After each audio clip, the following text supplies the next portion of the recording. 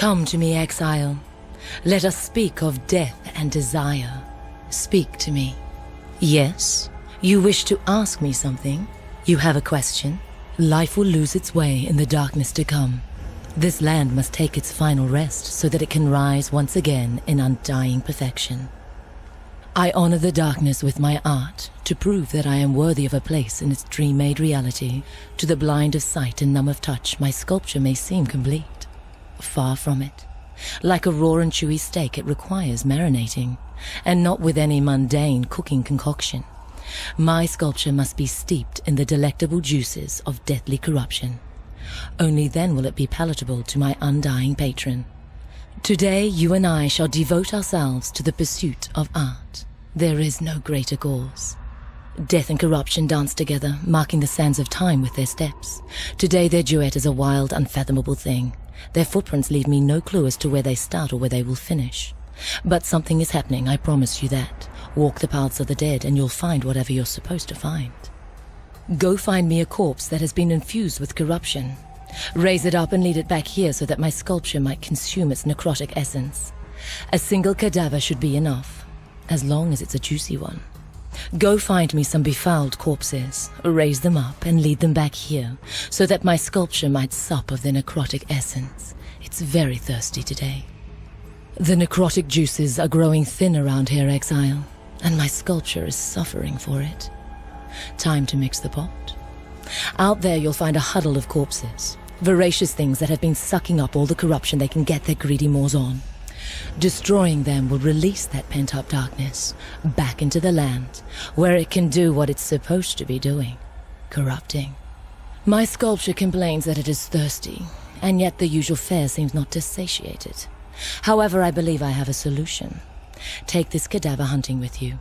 It is an empty vessel which you shall fill with the death-throw expulsions of those you kill. Simply ensure that this cadaver is close by when you commit the mortal blow. I've designed it to hold quite a bit of necrotic essence, so don't feel that you need to skimp on the slaughter. My sculpture complains that it is thirsty, and yet the usual fare seems not to satiate it. However, I believe I have a solution. Take these cadavers hunting with you. They are empty vessels that you shall fill with the death-throw expulsions of those you kill. Simply ensure that at least one of these minions are close by when you commit a mortal blow. I've designed them to hold quite a bit of necrotic essence, so don't feel that you need to skimp on the slaughter. I'm gathering a little necrotic sustenance and could do with a helping hand. Take this lovely cadaver for a stroll to my sculpture. It's nearby. Once there, lay the corpse down to rest so that my sculpture might sup of its essence. Oh, you might find it a little resistant to taking a nap. Don't take no for an answer. I'm gathering a little necrotic sustenance and could do with a helping hand. Take these lovely cadavers for a stroll back to my sculpture. It's nearby. Once there, lay the corpses down to rest so that my sculpture might sup of their essence. Oh, you might find them a little resistant to taking a nap. Don't take no for an answer. Really? You've completed my errand, Exile? Forgive my surprise, but I'm simply not used to reliability from the living. The dead are loyal beyond question, but the living, they have their own needs and lusts, fears and fancies. Easily distracted they are. I compliment you on your powers of concentration, Exile. And should you note my presence in the forest encampment, do engage me in discourse. I am sure I can make use of that keen focus of yours again. Never send a breather to do a dead man's job. Well, life is full of second chances. Death even more so. Speak with me the next time our paths cross out here in the wilderness. Assuming my disappointment in you is abated by then. Life can be such a disappointment. Come and see me at the forest encampment. Live and learn, as someone rather stupid once said. Failure isn't the end, Exile. Why, and death is the greatest comeback of them all. We'll discuss your rise from shame when next you are in the forest encampment. Life is one big mistake to you, isn't it, Exile? Meet me in the forest encampment. I'm sure I can think of some more mistakes that you can commit. I've no cadavers worthy of your attention at the moment, Exile. Should you note my presence in the forest encampment, do engage me in discourse. I'm sure we'll have something interesting to talk about by then. I've no cadavers worthy of your attention at the moment, Exile. At the risk of sounding maudlin, life has held only disappointment for me. But death, well, we seem to understand each other. And so death is the patron of my art. I have learned much from her in the grave and quiet lands. The crafting of wand and dagger, stave and focus. Tools of nightmare that I will strive to perfect with time and experience, and that I'm willing to share with you, for a price. Seek me in the wild lands, Exile.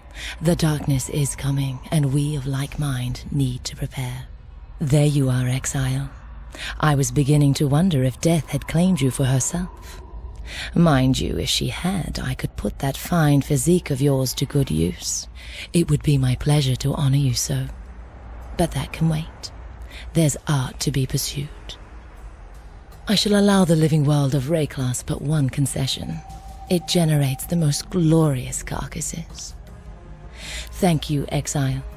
Look for me in the forest encampment, for I am sure death will soon offer more opportunities to further our art. She's nothing if not reliable. There are those that name us grave robber. They do not understand the fundamental truth. A body is never owned. A body is merely borrowed. You can no more claim ownership of the flesh than attempt to claim the air that you breathe with such sad desperation. But the grave itself, that is a different matter entirely. Speak to me in the forest encampment. An intriguing design is fermenting within my head. It's another busy day in the land of the dead, Exile. There shall be no rest for the wicked, Exile. The art of death is by far the most demanding. Oh good, you're not dead. I've something in mind only a breather can achieve, you see. Death appears to like you, breather. And if death likes you, I like you. Our place in the darkness becomes more secure with every pound of flesh we procure, every juicy infusion my masterpiece receives. Yet I believe it is time that we doubled our efforts. Unlike oblivious life that struggles pointlessly on, the darkness is closing with purpose. When next we meet in the forest encampment, we shall discuss how we might better prepare for the end. Life is wasted on the living. We do this in the name of art. Perfectly lovely work. For a breather, the dead are the rightful heirs of Wraeclast. When next you come to the forest encampment, remind me to show you my latest dabblings in thaumaturgical instrumentation. I'm rather proud of this latest batch. Patience, Exile. Death will provide in time. The finest art may only be created with the finest materials.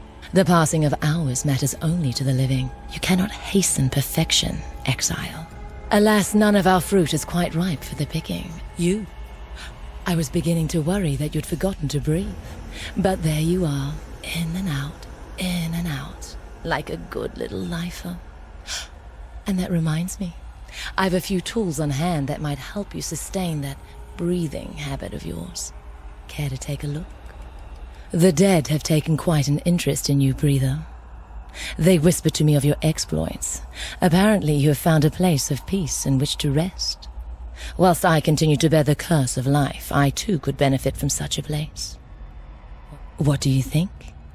Could my art and I avail ourselves of your hospitality for a time? Dead or alive, in the crypt or the hut, inspiration must reside. The dead have spoken to me of a suitable resting place, somewhere in which to conceal and nurture our art until it is ready. The place is ours for the taking, should we only wish it. Dead or alive, in the crypt or the hut, inspiration must reside. Though not in that dull hole you seem bizarrely intent on occupying at the moment. It reeks of mundanity. And don't get me started on your choice of company. Yes, as luck would have it, the dead have spoken to me of a much more suitable resting place. Somewhere in which to properly conceal and nurture our art until it is ready. It is yours for the taking, should you wish it so. We'll make an artist out of you yet, Exile. Look at it this way. Taken at face value, there is little to recommend the rotting cadaver. It's all a matter of recognizing potential. It always surprises me when a breather displays wisdom worthy of the deathless. Perhaps there are others out there with similar faculties. Others who might come to see Wraeclast as we will, through eyes suitably shrouded. At this table, I forge, sharpen, and balance the tools I need to complete my great work. that we need in order to best serve our art. Do you know what the single greatest virtue of the dead is? Patience. Should you too display this virtue, then I might be inclined to share both craft and table with you. As my art flourishes, so does my craft. For every draught of corruption that my sculpture imbibes, I too receive a little splash.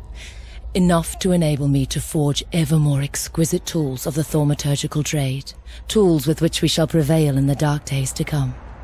To simply kill is an utter waste of potential. It's like unlocking a door and then refusing to open it.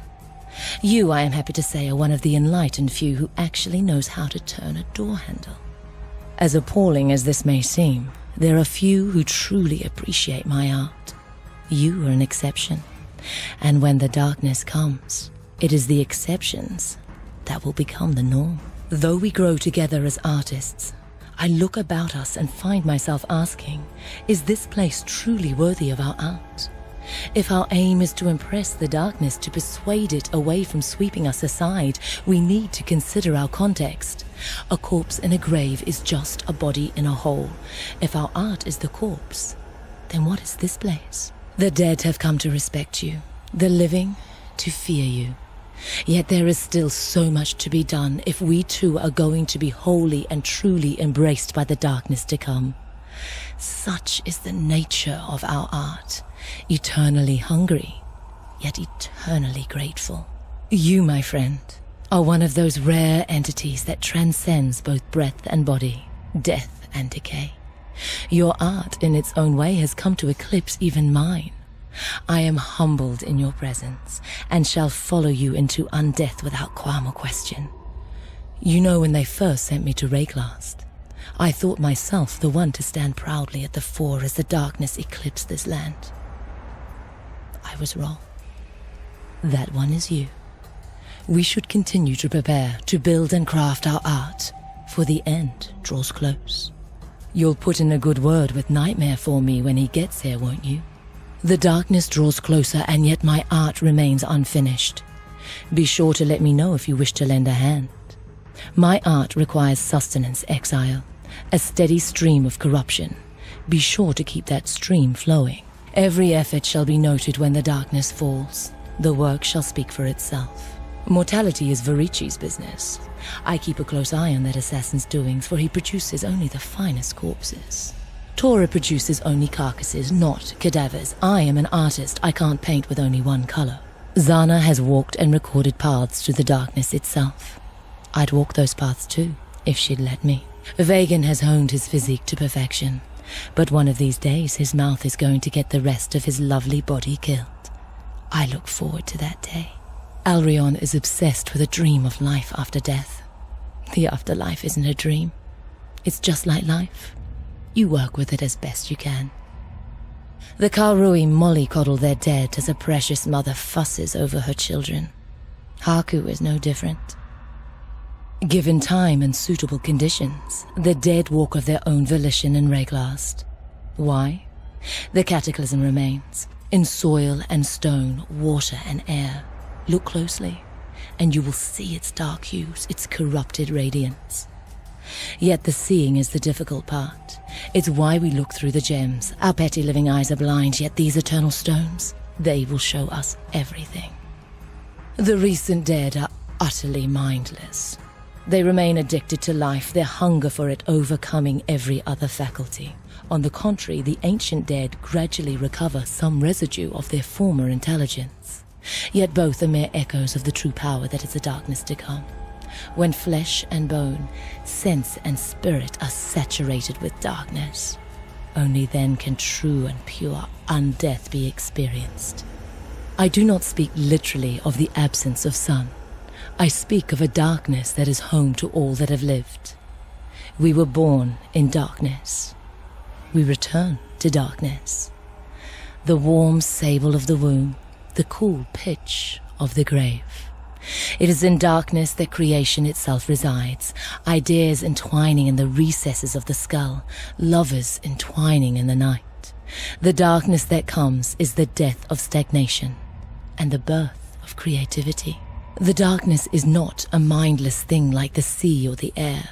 It is a creature that obeys neither life nor death, a truly undying being, a nightmare. I have listened carefully to the dry whispers of the ancient dead. It was the nightmare that reached out across this land and twisted the eternal empire out of existence. It was the nightmare that brought the same reimagining to the Val. The darkness and the cataclysm, one and the same.